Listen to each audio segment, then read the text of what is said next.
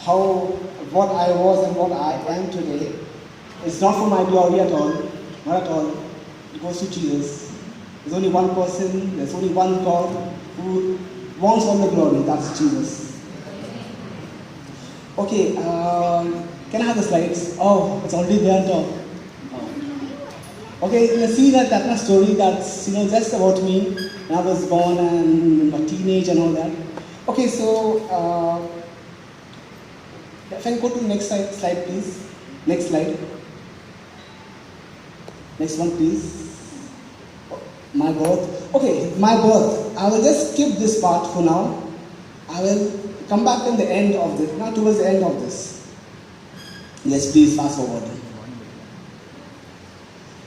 School days. Yeah, this is a very important thing about. It's a very important testimony in my school days. When I was in school, I think till the grade of 3, I was very bold and very outgoing and in class, very much wow, like a fighter. But something happened in grade 4, and I had a teacher who used to literally cane me for everything, for every single thing, be it anything. She used to cane me, for everything. She used to pinch me on my arms and remove blood from my arms, and it took me to something called depression or nervousness or fear, and the spirit of fear came into me. The fear of people, the fear of talking to people, and that literally pushed me down. And then what happened is it all started, and I started to stammer very badly. Means I couldn't talk. Trust me, what I'm talking today is God's grace. I couldn't even talk. I couldn't talk to my own parents because of stammer. Parents, friends in school, I used to stammer so much, I could feel like, if I speak to them and if I stammer, if I make a face, they will laugh at me. So I should not talk to them only, just leave them alone, just be to myself. And I built my own world of loneliness. So, when you build your own world of loneliness, what all comes in is fear comes in, self-pity comes in, and then, rejection comes in. Rejection is one of the biggest tools that the devil, uses. Rejection. It kills a lot of people's spirit. And I felt rejected from a lot of people, and because I did not have friends, I just feel like, okay, just be yourself, and the people just not approach me also. Because they stammer so much, people not care also, okay, leave this guy alone, he can't talk also. But God had a plan. God had a plan. So then, in grade 6 and 7, there was, my actual name, if all don't know, is Joel John Almeida. The word John is there. But today in my passport, I don't have the name John anymore. My passport, my document certificates, because there was a teacher called, I won't give his full name, but his name is Sir John. He where I was already so depressed and suppressed and all low, he did the worst things to me. Even it totally. I was in a point where I just didn't want to do anything in life. I said, okay, it's done. I don't want to do anything more, and I just wanted to just go how it is. And I became even more nervous to speaking to people, to going outside and just spend time with friends. I was a bit low, but God was still with me. I was a bit lost, but God was still with me. Okay, let's go to the next slide called early teens to late teens. See that all those pictures. Those faces look so nice, but there was a lot of pain in those faces. There was a lot of wants in those faces that I wanted to spend time with someone, be someone, talk to someone. But when you don't get that someone, that friendship you don't get now, you get attracted to the world. The world means you want to go into things that is not good. And it was in my late teens, I think so, I took into cigarettes. I was 16 or 17 when I smoked my first cigarette. 16, 17, I don't know how I smoked. And because of this, because of smoking cigarettes, because I didn't have money to buy cigarettes, I started to steal money also. So there's a spirit of also stealing, that thing came to me, that raw money and go buy a cigarette. So all these things started to happen, and my world got more messed up. And it was hard, it was tough. But then again, God was with me. And the cigarettes became my best friends. That I used to go to my own place where I used to smoke and go to one corner and just smoke and feel so good about it. I was happy about it. Wow, my friend, my best buddy. But then this is what the devil does. This is what he does. He will make sin your best buddy when you are lost and rejected and all by yourself. But Jesus still had a plan. He still has a plan. I just go a bit fast. I think so I'm getting late. Also, there's also something called, which a lot of people suffer right now in the church. Not in church, especially young teens, even in adult people, even in grown-up people. It's called pornography. All the men and kids out there, teenagers, I can understand what you all feel. It is tough. When you are into pornography, it is really tough, and I was into it. It is my confession. I am not lying about it.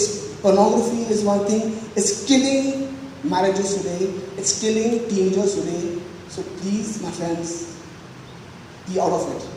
It can destroy you completely. And it's a bit painful, I know, for a few people, but you need to leave it. Otherwise, it will destroy you. But by God's grace, my wife knows very well I'm out of it.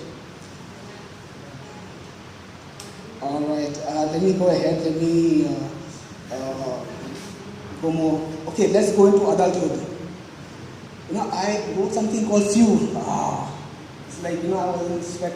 If I think about it, my adulthood was it was tough. It is the most hardest thing that any young guy in the age of 20 to 30 will face. It's like, the temptation of the world is so much.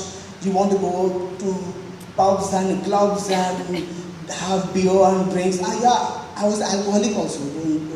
It all happened when I came to Pune, that I started to have a lot of alcohol. Pubbing, clubbing was, just the norms of mine. And there was something called bad words, I think so, loose tongue. I had a very, very, very loose tongue with very filthy language. How you have with friends and all. You go out with friends and talk all rubbish. And it was that way. But but God had a plan. For everything God has a plan. So whatever God does, He does it for His glory. Alright? Okay, let me just rush. And my life was in a mess. It was really in a mess.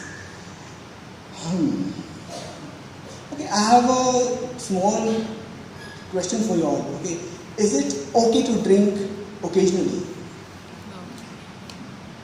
Occasion, just once in a way, just go and only for a party. I don't drink for a party. I was like that. I should drink. It's only for a party and drinking. It's okay. But no, it is not that way.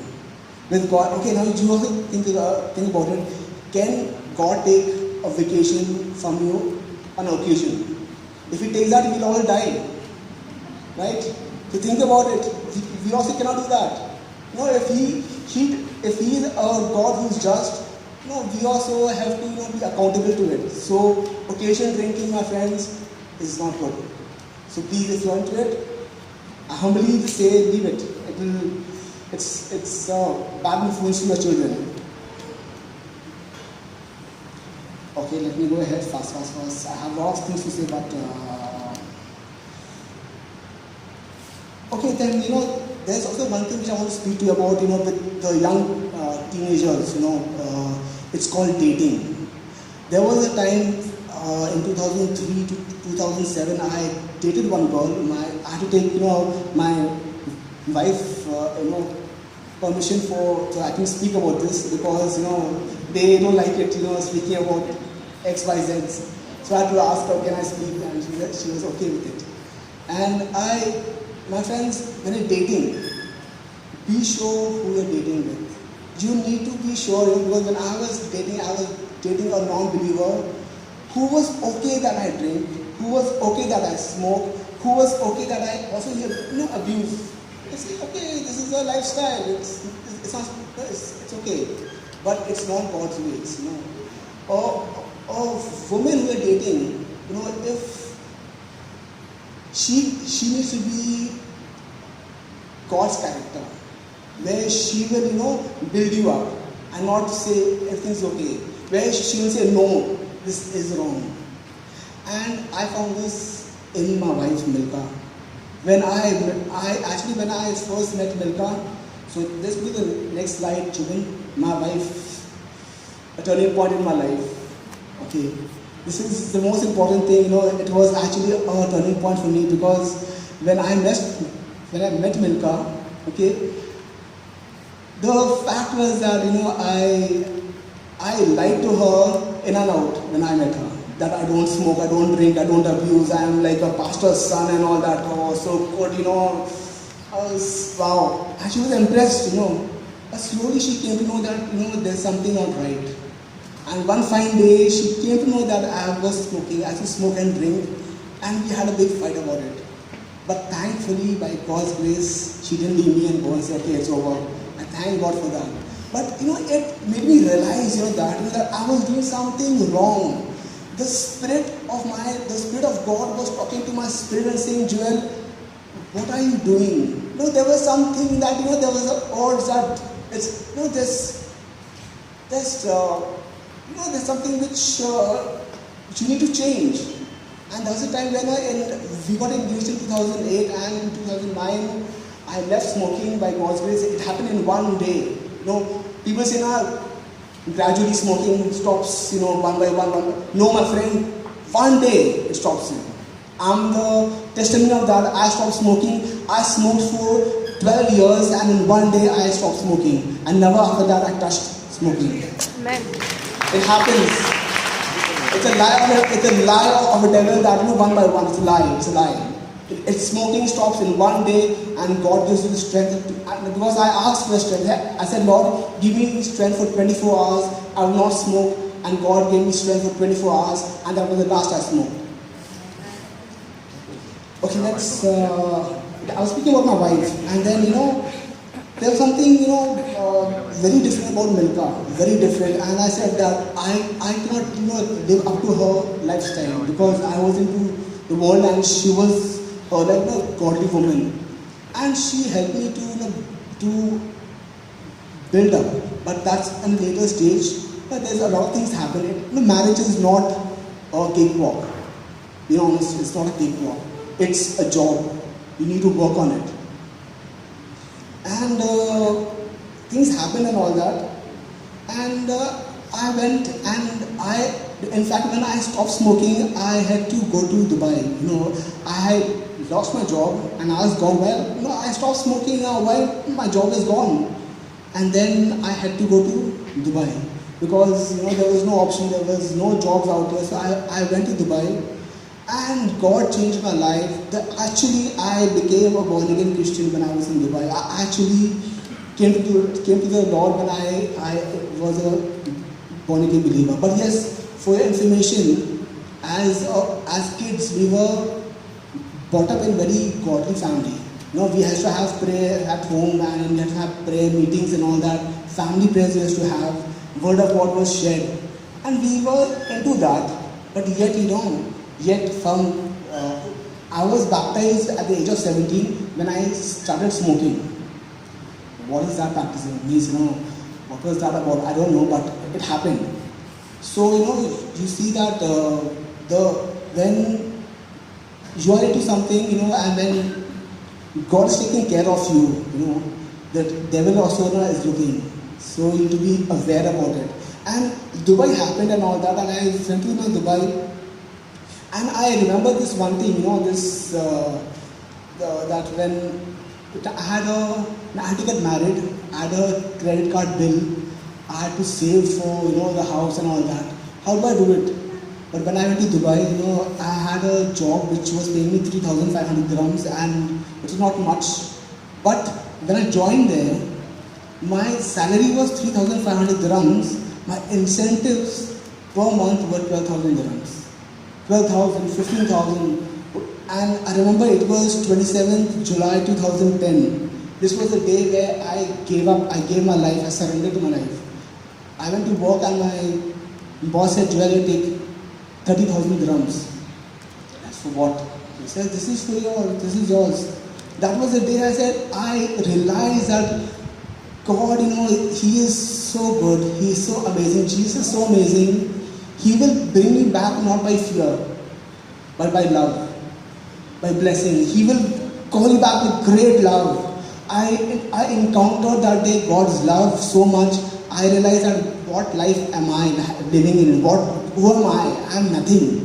But in that, in that great love of His, I encountered, Jesus' love so much, and from work to home in the bus, I cried, I said, Lord, who am I? What am I? Why do you love me so much? For what reason?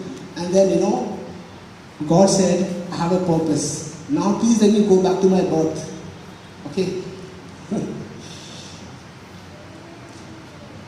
Okay, my birth. There's something called purpose. The two most important days in your life are the days you are born and the days you find out why.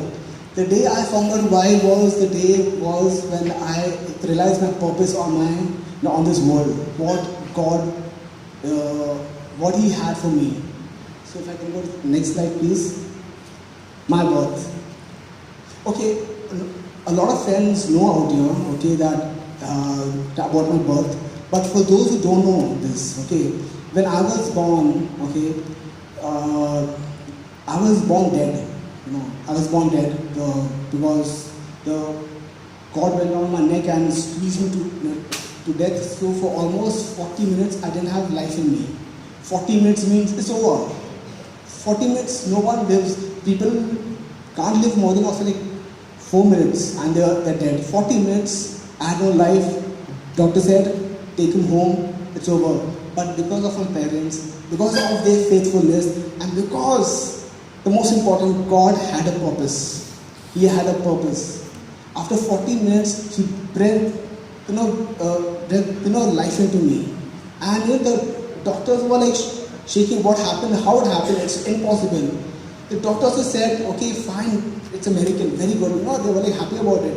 But then they also not gave a new thing saying that he'll be a spastic child. Spastic because there was no oxygen in my brain for so many minutes. So he'll be like brain cells are like dead. But God had, His purpose. He says, no, if God, and my dad, he said, if God has given this child, He'll take care of this child and He'll make this child, He'll make sure that this child will be a normal child. Okay, now you can see me, normal. Though I was a bit not, but now I'm normal. But so our purpose in life, but the purpose of my birth, I realized in Dubai. I realized why God kept me alive. And a lot of people know that I have had a lot of accidents. I've had numerous accidents. The enemy came against me so many times. I've broken this hand twice. A rod has gone into my arm once, and just 2 years back, you all know that I had a very bad accident where I was under a truck. My head was under a truck and I was stuck under it. It means if 2 inches more and my head was being smashed. So, the enemy has tried to destroy me time and again. It made me realize that, that with all that I have in me, with all the sins, all the weaknesses I have in me, God has a purpose. And for all that I am doing right now, God has a purpose. Because why? He is a friend. And a good friend always stands by his friend. So this is about me, and I hope you all are blessed. the best one.